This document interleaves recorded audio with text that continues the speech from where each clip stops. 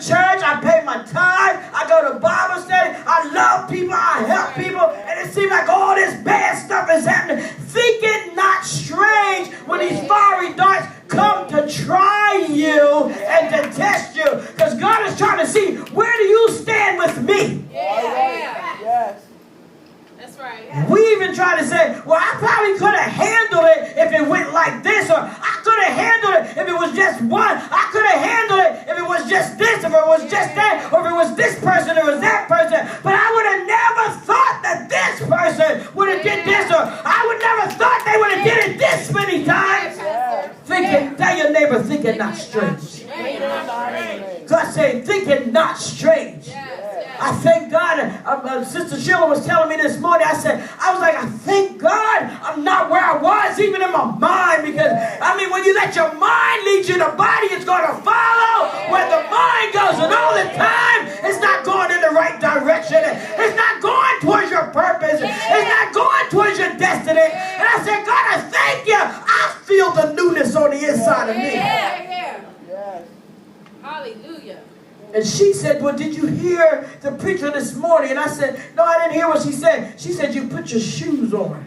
I said, I put my shoes on? She said, yeah, Joe Olsen said, you know, we're supposed to keep the whole armor on. And when we get out of bed sometimes, we'll go ahead and get dressed, but we don't have our shoes on. So when things come, see, you're shod with the preparation of peace. And so your shoes are shod with the preparation of peace. So when you don't have your shoes on, because we know a lot of times, that's the last thing we put on during the day. We'll go ahead and go wash up and get dressed and put on our clothes on. We save our socks and shoes for last. And so all in between time while you're going through stuff, and people getting on your nerves and talking about you and saying things and making you feel some kind of way. You don't have your shoes on, shod with the preparation of peace. So then you strike back in your own power.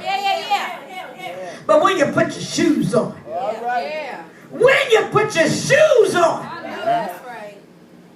oh God, I thank you for my shoes. And the songwriter said, I got shoes, you got shoes, all God's children got shoes. So look at your neighbor and say, put your shoes on. Put your shoes on. Everything won't bother you like it used to when you got your shoes on. Hallelujah. And sometimes when somebody insults you or do something and you want to say something, act like you're tying your shoes up. I need to put my shoes on. Oh, let me put my shoes on. Honey, you ain't even going to say nothing. You ain't going to act no good because you're going to put your shoes on. I know that's right. Hallelujah. But my topic for today is,